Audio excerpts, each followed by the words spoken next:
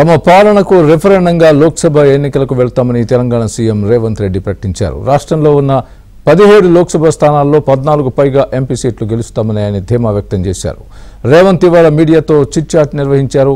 తన కుటుంబంలో ఎవరూ ఎన్నికల్లో పోటీ చేయరని రేవంత్ ప్రకటించారు.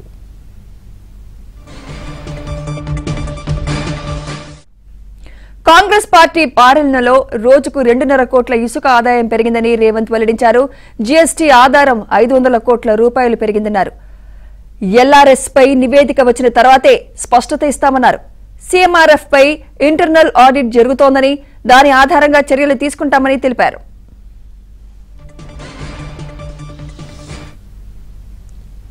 వ్యవసాయం చేసే వారికే రైతు బంధు ఇస్తామని, దీనిపై అసెంబ్లీలో చర్చించి నిర్ణయం తీసుకుంటామని అన్నారు. తమ ప్రభుత్వం పడిపోతుందని విమర్శించే వాళ్లు దానికి కారణాలేమిటో కూడా చెప్పాలని అన్నారు. అసెంబ్లీకి రాని కేసీఆర్ ప్రతిపక్ష నేత ఎలా అవుతారని రేవంత్ ప్రశ్నించారు. దేశానికి ప్రధానమంత్రి పెద్దన్నని ఒక ప్రశ్నకు సమాధానంగా చెప్పారు.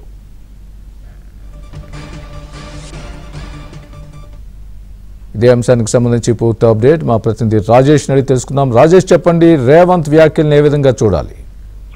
గుడ్ ఈవినింగ్ స్వామి. మొత్తానికి తమ మూడు నెలల పరిపాలన రెఫరెండంగా పార్లమెంట్ ఎన్నికలకు వెళ్తామని తెలంగాణ ముఖ్యమంత్రి రేవంత్ రెడ్డి మరోసారి స్పష్టం చేశారు. ఈ పార్లమెంట్ ఎన్నికల్లో 14కు పైగా కాంగ్రెస్ పార్టీ సీట్లు సాధించబోతున్నట్లు కూడా ఆయన ధీమా వ్యక్తం చేశారు. వాస్తవానికి గత 10 ఏళ్ల పీరియడ్ లో బీఆర్ఎస్ ప్రభుత్వ హయాంలో జరిగినటువంటి విధ్వంసం అంతటికి కూడా కాంగ్రెస్ ప్రభుత్వం లెక్కలతో సహా బయటకు తీసుకురాబోతున్నట్టు కూడా ఆయన మరోసారి కీలకమైనటువంటి వ్యాఖ్యలు చేశారు.